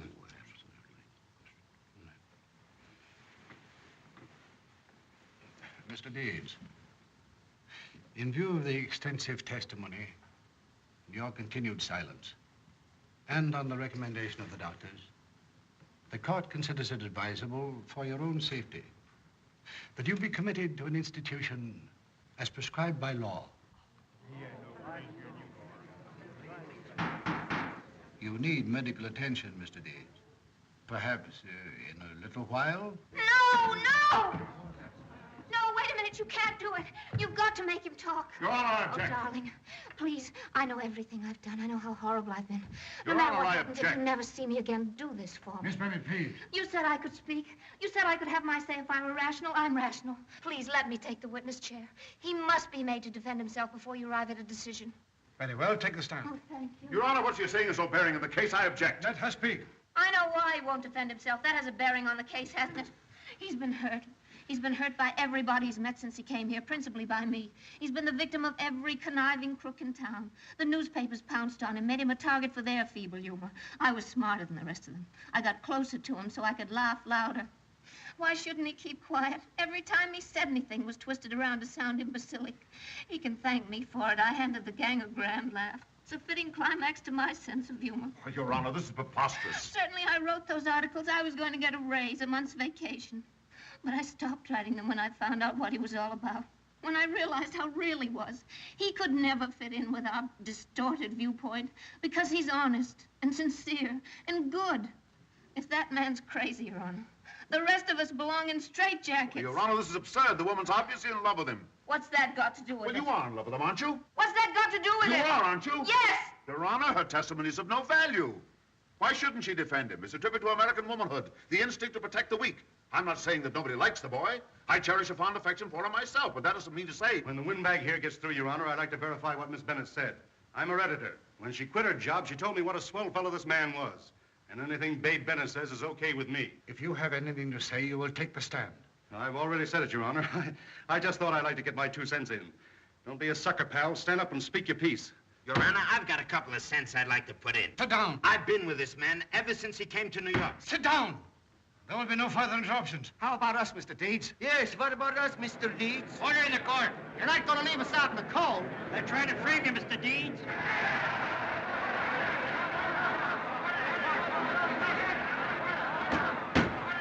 Stop this. Order.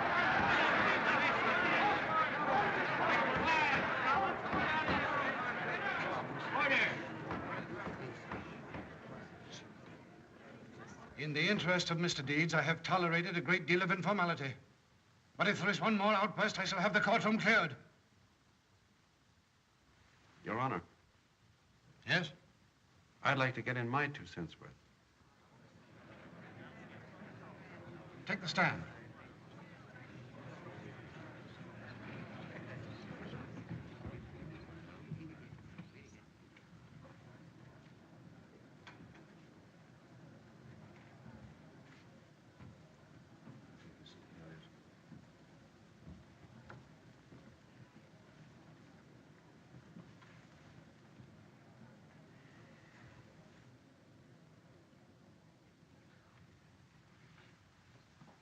Proceed.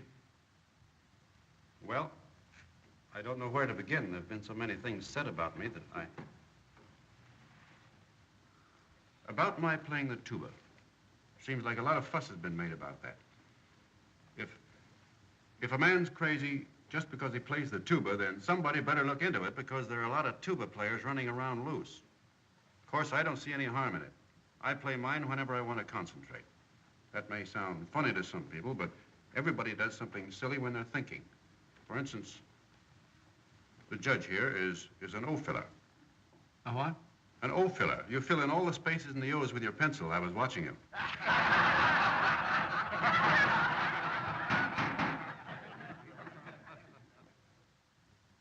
That may make you look a little crazy, Your Honor, just sitting around filling in O's, but I don't see anything wrong because that helps you think.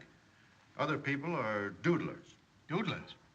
That's a name we made up back home for people who make foolish designs on paper when they're thinking. It's called doodling. Almost everybody's a doodler. Did you ever see a scratch pad in a telephone booth?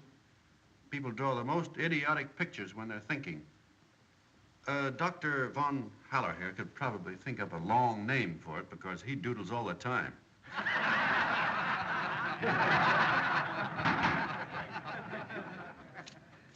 Thank you.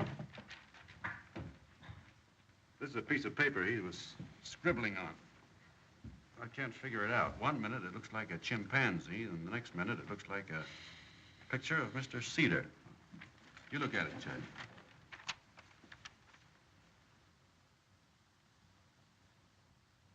Exhibit A for the defense.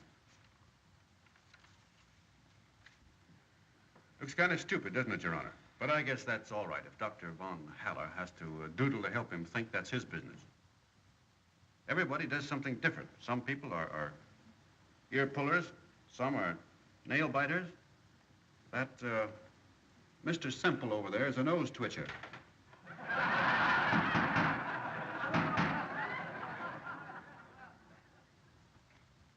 And the lady next to him is a knuckle cracker.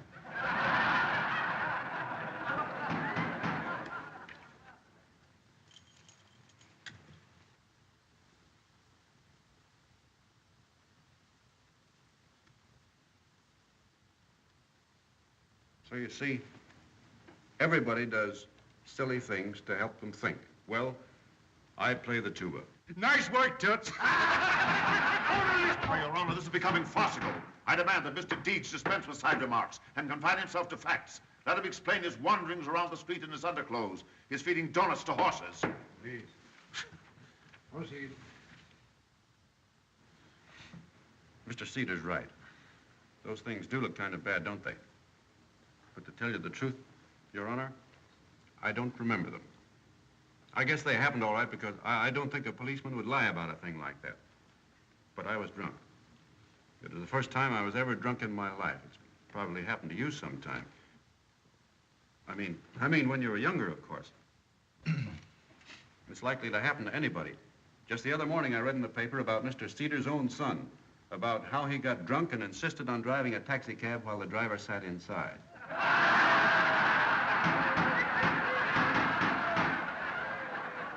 Isn't that so, Mr. Cedar? Isn't that so, Mr. Cedar? Your Honor, I object. Proceed. Now, now about the Faulkner sisters. That's kind of funny. I mean about Mr. Cedar going all the way to Mandrake Falls to bring them here. Do you mind if I talk to them? Not at all. Jane, who owns the house you live in?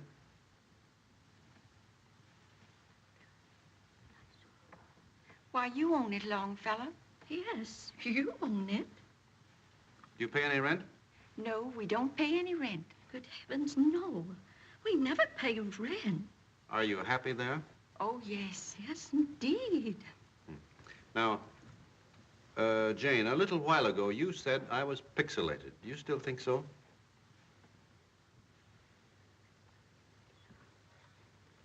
Why, you've always been pixelated, Longfellow. Always? That's fine. I guess maybe I am. Now tell me something, Jane. Who else in Mandrake Falls is pixelated? Why, everybody in Mandrake Falls is pixelated, except us.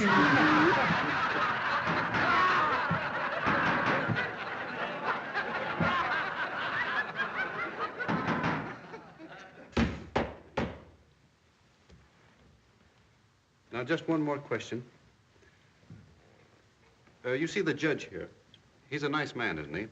Mm-hmm. Mm-hmm. Do you think he's pixelated? Oh, yes. Yes, indeed.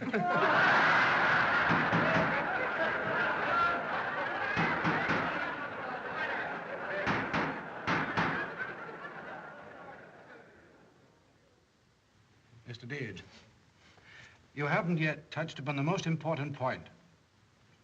This rather fantastic idea of yours to want to give away your entire fortune is, to say the least, most uncommon. Oh, yes. Yes, I was getting to that, Your Honor. Suppose you were living in a small town and getting along fine, and suddenly somebody dropped $20 million in your lap. Supposing you discovered that all that money was messing up your life, was bringing a lot of vultures around your neck and making you lose faith in everybody. You'd be a little worried, wouldn't you? You'd feel that you had a hot potato in your hand, and you'd want to drop it. I guess Dr. Von Haller here would say you were riding on those bottom waves because you wanted to drop something that was burning your fingers. If this man is permitted to carry out his plan, repercussions will be felt that will rock the foundation of our entire governmental system. Please, Mr. Cedar. Proceed.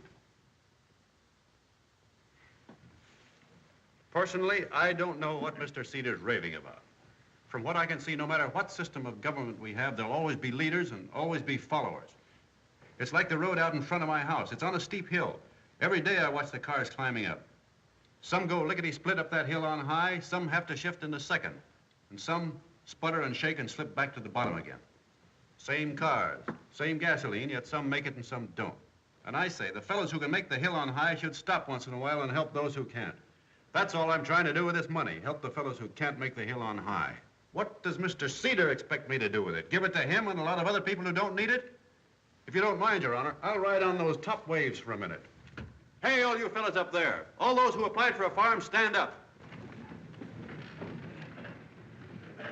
See all those fellas? They're the ones I'm trying to help. They need it. Mr. Cedar and that Mr. Semple don't need anything. They've got plenty. It's like I'm out in a big boat and I see one fella in a rowboat who's tired of rowing and wants a free ride, and another fellow who's drowning. Who would you expect me to rescue? Mr. Cedar, who's just tired of rowing and wants a free ride, or those men out there who are drowning? Any 10-year-old child will give you the answer to that. All right, fellas, thank you. Sit down. Now, my plan was very simple. I was going to give each family 10 acres, a horse, a cow, and some seed, and if they work the farm for 3 years, it's theirs. Now, if that's crazy, maybe I ought to be sent to an institution. But I don't think it is, and what's more, Mr. Cedar doesn't either. Just before the hearing started, he offered to call the whole thing off if I made a settlement with him. So you see, he wouldn't think I was crazy if he got paid off. It's a lie. Mr. Deeds is drawing on his warped imagination. I never heard anything so colossally stupid in my life. It's an insult to our intelligence to sit here and listen to such childish ravings. Will please permit Mr. Deeds to finish? But, Your Honor. Cedar. Anything else, Mr. Deeds? No. Yes. There's just one more thing I'd like to get off my chest before I finish. Proceed. Thank you, Your Honor.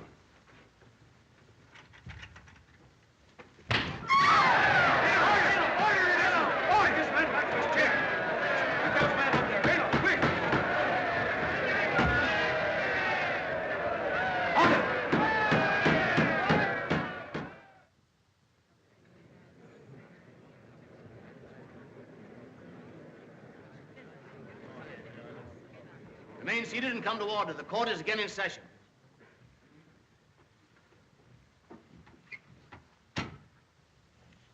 Before the court announces its decision, I want to warn all who are here that the police have orders to arrest anyone creating a disturbance. Mr. Deeds, there has been a great deal of damaging testimony against you. Your behavior, to say the least, has been most strange.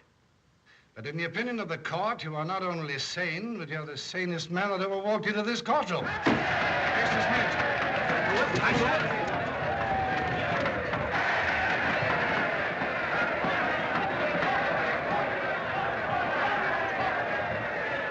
You nose twitcher.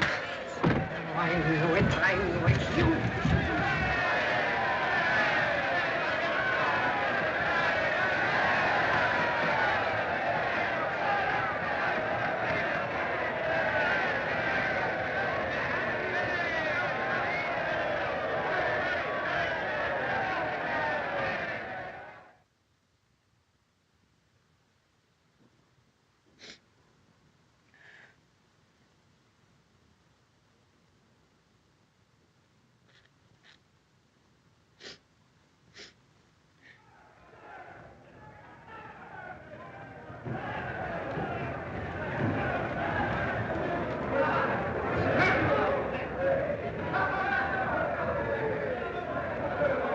Still pixelated.